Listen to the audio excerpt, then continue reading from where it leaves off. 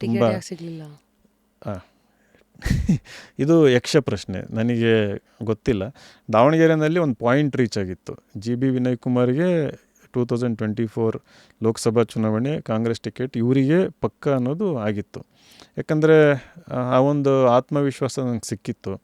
Leaders ಯಾವತ್ತೂ ನನ್ನನ್ನು negative ಆಗಿ ನೋಡಲಿಲ್ಲ, ಪಾಸಿಟಿವ್ ಆಗಿ ಕೆಲಸ ಮಾಡು, ಚೆನ್ನಾಗಿ ಬರ್ತಾ ಇದೆ, ನಿನಗೇ ಸಿಗುತ್ತೆ ಅನ್ನೋ ಒಂದು ಮಟ್ಟದಲ್ಲಿ ನನಗೆ ಕಾನ್ಫಿಡೆನ್ಸ್ ಕೊಡ್ತಾಯಿದ್ರು. ಇನ್ಕ್ಲೂಡಿಂಗ್ CM DCM ಇವರೆಲ್ಲರೂ ಅವರೆಲ್ಲರನ್ನು ಭೇಟಿ ಆಶ್ವಾಸನೆ ಮಾಡ್ತಾ ಇದ್ವಿ. ಹೇಗೆ ನಡೀತಾ ಇತ್ತು ನಿಮ್ಮ ಮೀಟಿಂಗ್ಸ್ಗಳು? ಉದ್ದೇಶ ಏನಿತ್ತು? ಅಲ್ಲ ಅವ್ರನ್ನ ರೀಡ್ ಮಾಡ್ತಾ ಇದ್ರಿ ಅವ್ರನ್ನ ನೀವು? It's a very good question. ಅವರು ನಮಗೆ ಅಷ್ಟು ಸುಲಭ ಆಕ್ಸೆಸಿಬಲ್ ಇರಲ್ಲ. ಅಂದರೆ ಈ ರೀತಿ ಹೋಗಿ ಮಾತಾಡ್ಸೋಕ್ಕಾಗಲ್ಲ. They are all very big leaders and very busy leaders. ಅವ್ರಿಗೆ ಯಾವಾಗಲೂ ನೋಡಿದ್ರು 200-300 ಜನ ಸರೌಂಡಿಂಗ್ ಇದ್ದೇ ಇರ್ತಾರೆ ಅವ್ರಿಗೆ ಎನಿ ಮೊಮೆಂಟ್. ಅವರಿಗೆ ಪ್ರೈವಸಿ ಅನ್ನೋದು ಕೂಡ ಇರಲ್ಲ. ಅವ್ರು ಎಲ್ಲಿ ಸಿಗ್ತಾರೆ ಅಂದರೆ ಈ ಪಬ್ಲಿಕ್ ಫಂಕ್ಷನ್ಸಲ್ಲಿ, ಯಾವುದೋ ಒಂದು ಸಭೆ ಸಮಾರಂಭ ನಡೀತಾ ಇರುತ್ತೆ, ಅಲ್ಲಿ ಹೋದಾಗ ಅವ್ರಿಗೆ ಒಂದು ನಮ್ಮಂಥ ಹತ್ರ ಒಂದು 10-20 ಸೆಕೆಂಡ್ ಮಾತಾಡೋಕ್ಕೆ ಟೈಮ್ ಸಿಗುತ್ತೆ. ಆವಾಗ ನಾವು ಹೋಗಿ ಅಪ್ಡೇಟ್ ಕೊಡ್ತೀವಿ, ಈ ರೀತಿ ಎಲ್ಲ ಕೆಲಸ ಮಾಡ್ತಾಯಿದ್ದೀವಿ, ಚೆನ್ನಾಗಿ ನಡೀತಾ ಇದೆ, ನಮಗೆ ಗೊತ್ತಾಗ್ತಾ ಇದೆ, ರಿಪೋರ್ಟ್ ಬರ್ತಾ ಇದೆ, ಕಂಟಿನ್ಯೂ ದಿ ವರ್ಕ್, ಓಡಾಡಿ ಮೀಟ್ ಮಾಡಿ. ಅವ್ರು 4 ಪದಗಳು ಹೇಳಿದರೆ ಅದು ಆಶೀರ್ವಾದ ಅಂತ ರಾಜಕಾರಣದಲ್ಲಿ. ಸೊ ಈ ರೀತಿ ಒಂದು ಇರ್ತದೆ. ಬಟ್ ನನಗೆ ಅನಿಸಿದ್ದೇನೆಂದರೆ ಅವರು ಒಬ್ಬ ಪೊಟೆನ್ಷಿಯಲ್ ಕ್ಯಾಂಡಿಡೇಟ್ ಇದ್ದಾರೆ ಅಂತಂದರೆ ಅಟ್ಲೀಸ್ಟ್ ಪ್ರೈವೇಟಲ್ಲಾದರೂ ಒಂದು 5 ನಿಮಿಷ ಕೂತು ಮಾತಾಡಬೇಕು, ಗೈಡ್ ಮಾಡಬೇಕು, ಮಾರ್ಗದರ್ಶನ ಮಾಡಬೇಕು. ಅದೆಲ್ಲ ಕೆಲಸ ಆಗಲ್ಲ. ದಟ್ಸ್ ವಾಟ್ ಇಂಟರ್ನಲ್ ಡೆಮೋಕ್ರಸಿ ಅಂತಂದಲ್ಲ, ಅದಿಲ್ಲ ಅದು. ಆಮೇಲೆ ಪವರ್ಫುಲ್ ಅಂತ ಅಂದಾಗ ಕಡಿಮೆ ಮಾತಾಡಿದರೆ ಜಾಸ್ತಿ ಪವರ್ಫುಲ್ ಅನ್ನಿಸ್ತಾರೆ ಅವರು. ಜಾಸ್ತಿ ಮಾತಾಡಿದರೆ ಪಬ್ಲಿಕಲ್ಲಿ ಮಾತಾಡೋದಿಲ್ಲ. ಆಮೇಲೆ ಪಬ್ಲಿಕಲ್ಲಿ ಮಾತಾಡಿದ ತಕ್ಷಣ ಅದು ಬೇರೆ. ಯಾಕಂದರೆ ಇವಾಗೆಲ್ಲ ಮೀಡಿಯಾ ಎಲ್ಲ ಸರಿ ಇಲ್ಲ. ಅವರು ಗುಸು ಮಾತಾಡಿದ್ರೂ ಏನೋ ಮಾತಾಡಿದ್ರು ಅಂತ ಕತೆ ಕಟ್ಬಿಡ್ತಾರೆ. ಅಥವಾ ಕಾನ್ಸ್ಟಿಟ್ಯೂಯೆನ್ಸಿನಲ್ಲಿ ಜನ ಇವರು ಪರಮಾಪ್ತ ಅಂತಂದು ಬಿಂಬಿಸ್ಬಿಡ್ತಾರೆ. ಸೊ ಇವೆಲ್ಲ ಆಪ್ಟಿಕ್ಸ್ ಇರ್ತದೆ. So they are very shrewd politicians ಎಲ್ಲ. ಇವೆಲ್ಲ ಮೇಂಟೈನ್ ಮಾಡಬೇಕಾಗಿರುತ್ತೆ. ಸೊ ನಮಗೆ ಅವಕಾಶ ಸಿಗಲ್ಲ ಹೊಸೊಬ್ಬರಿಗೆ ನಾನ್ ಪೊಲಿಟಿಕಲ್ ಬ್ಯಾಕ್ಗ್ರೌಂಡ್. ಯಾರೋ ಗಾಡ್ ಫಾದರ್ ಇದ್ದರೆ ಅವ್ರೇನು ಮಾಡ್ತಾರೆ, ಡೈರೆಕ್ಟಾಗಿ ಕರ್ಕೊಂಡು ಹೋಗ್ಬಿಡ್ತಾರೆ. ಅವರು ಏರೋಪ್ಲೇನಲ್ಲಿ ಹೋದರೆ ಅವ್ರು ಏರೋಪ್ಲೇನ್ ಒಳಗೆ ಕರ್ಕೊಂಡು ಹೋಗ್ತಾರೆ, ಕಾರ್ ಒಳಗೂ ಕೂರ್ಸ್ಕೊಂಡು ಕರ್ಕೊಂಡು ಹೋಗ್ತಾರೆ. ನಮಗೆಲ್ಲ ಆ ಲಕ್ಸುರಿ, ಆ ಪ್ರಿವಿಲೇಜ್ ಇರಲಿಲ್ಲ ನಮಗೆ. So I had to struggle. ನಾನೇ ಹುಡ್ಕೊಂಡು ಹೋಗ್ಬೇಕಿತ್ತು. ಯಾಕಂದರೆ ದಾವಣಗೆರೆ ಎಂಥ ಕಾನ್ಸ್ಟಿಟ್ಯೂಯೆನ್ಸಿ ಅಂತಂದರೆ ಅಲ್ಲಿ ಒಂದು ಡಾಮಿನೆಂಟ್ ಕುಟುಂಬ ಇದೆ.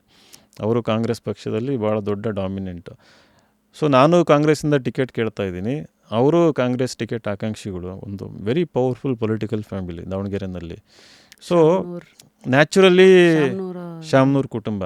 ಸೊ ನ್ಯಾಚುರಲಿ ಏನಾಗುತ್ತೆ, ಅವ್ರನ್ನ ಎದುರಾಕೋಬೇಕು. ನನ್ನ ಜೊತೆ ಓಡಾಡಿದರೆ ಶಾಮನೂರು ಕುಟುಂಬದ ವಿರುದ್ಧ ಹೋದಂಗಲ್ವ. ಸೊ ಹಾಗಾಗಿ ನನ್ನ ಜೊತೆ ಯಾವ ಲೀಡರು ಬರ್ತಾ ಇರಲಿಲ್ಲ. ಲೋಕಲ್ಲಿಂದ ಹಿಡಿದು ಎನಿ ಸ್ಟೇಟ್ ಲೆವೆಲಂತೂ ಫರ್ಗೆಟ್, ಯಾರೂ ಬರ್ತಾ ಇರಲಿಲ್ಲ. ಸೊ ನಾನು ಸಾಮಾನ್ಯ ಜನರು ಸುತ್ತಾನೆ, ಈ ಪ್ರತಿಯೊಂದು ಹಳ್ಳಿನಲ್ಲಿ ರೆಬೆಲ್ಸ್ ಇರ್ತಾರೆ, ಕೆಲವು ಯೂತ್ ಇರ್ತಾರೆ, ಅವರು ಚೇಂಜ್ ತರಬೇಕು, ಹೋರಾಟ ಮಾಡಬೇಕಂತ ಅಂಥವ್ರು ನನ್ನ ಜೊತೆ ಇರ್ತಾಯಿದ್ರು. ಅವ್ರು ಯಾರಿಗೂ ಹೆದರ್ತಾ ಇರಲಿಲ್ಲ. ಬಟ್ ಈ ಲೀಡರ್ಸ್ ಅಂತ ಬಂದಾಗ ಕಾಣಿಸ್ಕೊತಿರ್ಲಿಲ್ಲ. ಇನ್ಫ್ಯಾಕ್ಟ್ ನನ್ನ ಜೊತೆ ಯಾವ್ದಾದ್ರು ಫೋಟೋ ತೆಗೆಸ್ಕೊಂಡ್ರೆ ಅವ್ರಿಗೆ ಇಮಿಡಿಯೇಟ್ಲಿ ಕಾಲ್ ಹೋಗ್ತಾಯಿತ್ತು, ಯಾಕಪ್ಪ ವಿನಯ್ ಕುಮಾರ್ ಜೊತೆ ಹೋಗಿದೆಯಲ್ಲ, ಯಾರಿಗೆ ಇಮಿಡಿಯೇಟ್ಲಿ ಕಾಲ್ ಹೋಗೋದು, ಅವ್ರನ್ನ ಹೆದರಿಸೋದು. ಇವೆಲ್ಲ normal. This is normal in politics. But it is abnormal in Davanagere politics. ಸ್ವಲ್ಪ ಬೆದರಿಸೋದು ಜಾಸ್ತಿ ಇದೆ ಅಲ್ಲಿ. ಸೊ ಏನು ಮಾಡ್ತಾಯಿದ್ರು, ಅವ್ರು ಬರದೇ ಇದ್ದಾಗ ನಾನೇ ಓಡಾಡಬೇಕು, ಎಲ್ಲ ಹುಡ್ಕೊಂಡು ಹೋಗಬೇಕು. ಎಲ್ಲ ಅಲ್ಲಿ ಹಳ್ಳಿನಲ್ಲೂ ಇರಬೇಕು, ಒಂದಿನ ಬೆಂಗಳೂರಲ್ಲೂ ಇರಬೇಕು, ಕೆಲವೊಂದು ಸರಿ ಡೆಲ್ಲಿನಲ್ಲೂ ಹೋಗಬೇಕು. ಸೊ ಇದೆಲ್ಲ ವ್ಯವಸ್ಥೆ ನೋಡಿ ಬೇಜಾರಾಗ್ತಾಯಿತ್ತು. ನಾವು ಇಷ್ಟೊಂದು ವರ್ಕ್ ಮಾಡ್ತಾಯಿದ್ದೀವಿ, ರೆಕಗ್ನಿಷನ್ ಇಲ್ವಲ್ಲ. ಈಗ ನಾನು ಯಾವುದೇ ಒಂದು ಕ್ಷೇತ್ರದಲ್ಲಿ ಏನೂ ಸಾಧನೆ ಮಾಡಿಲ್ಲ, ಡೈರೆಕ್ಟಾಗಿ ಹೋಗಿದ್ದೀನಿ ಅಂದರೆ ಓಕೆ, ಇಲ್ಲಿ ಒಂದು ರೆಕಗ್ನಿಷನ್ ಇರುತ್ತೆ. ಅಂದರೆ ಒಂದು 0 ಶುರು ಮಾಡಿ ಏನೋ ಒಂದು ಕಟ್ಟಿದ್ದೀವಿ. Is capable to do something. ಅದೇನು ದೊಡ್ಡ ಸಾಧನೆ ಏನಲ್ಲ ಅದು. Is capable enough to do something, build something ಅನ್ನೋದು ಆ ರೆಕಗ್ನಿಷನ್ ಸಿಗೋದಿಲ್ಲ ಅಲ್ಲಿ. ಬಟ್ ಅವೆಲ್ಲ ನುಂಗ್ಕೊಂಡು ಏನೂ ಬೇಡ recognition, I am nobody ಅಂತಲೇ ನಾನು ಹೋರಾಟ ಮಾಡಿದ್ದು. ಬಟ್ ಹೋಗ್ತಾ ಏನಾಯಿತು ಅಂತಂದರೆ, ಜನಗಳು ಇಷ್ಟಪಡೋಕ್ಕೆ ಶುರು ಮಾಡಿ ಸರ್ವೇನಲ್ಲಿ ನನ್ನ ಹೆಸರು ಟಾಪಲ್ಲಿ ಬಂತು. ಇನ್ಫ್ಯಾಕ್ಟ್ ಮೀಡಿಯಾದಲ್ಲೆಲ್ಲ ನನ್ನ ಹೆಸರೇ ಲೀಡಲ್ಲಿತ್ತು. ಆ ಮೊಮೆಂಟ್ ಡೆಲ್ಲಿನಲ್ಲಿ ಡಿಸ್ಕಷನ್ ಆಗಬೇಕಾದ್ರೆ ಯಾರಿಗೆ ಟಿಕೆಟ್ ಆಗುತ್ತೆ ಅಂತ ನನ್ನ ಹೆಸರು ಡಿಸ್ಕಷನ್ನೂ ಆಯಿತು AICC ಇದರಲ್ಲಿ. ಯಾಕೆ ಮಿಸ್ ಆಯಿತು ಅನ್ನೋದು ಹಲವಾರು ಇಂಟರ್ಪ್ರಿಟೇಷನ್ ಇದೆ.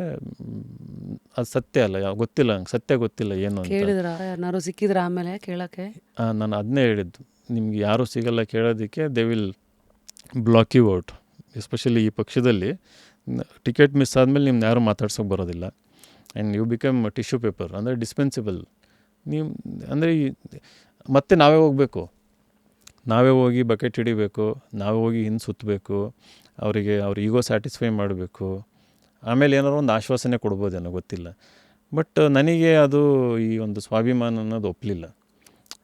ಐಡಿಯಾಲಜಿ ಈ ಸೆಕ್ಯುಲರ್ ಅನ್ನೋದಿರ್ಬೋದು, ಅಥವಾ ಗ್ರಾಮೀಣ ಅಭಿವೃದ್ಧಿ ಇರ್ಬೋದು, ಶೋಷಿತರ ಪರವಾಗಿ ಕೆಲಸ ಮಾಡೋದು ಬೈ ಬರ್ತ್ ಬಂದಿರೋದು. ನನ್ನೊಂದು ಬ್ಯಾಕ್ಗ್ರೌಂಡ್ ಇರೋದೇ ಹಂಗೆ, ಒಂದು ಪಕ್ಷದ ಐಡಿಯಾಲಜಿ ಪ್ರಕಾರ ಬಂದಿದ್ದಲ್ಲ ಅದು.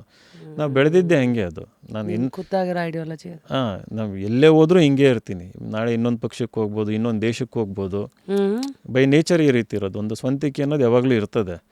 ಸೊ ಅದ್ರ ಮೇಲೆ ನನಗೆ ಕಾನ್ಫಿಡೆನ್ಸ್ ಇದ್ದಾಗ ನಾನು ಕಾಂಪ್ರಮೈಸ್ ಮಾಡ್ಕೊಳ್ಳಲ್ಲ. When I have confidence about my own qualities and my own background, my own personality.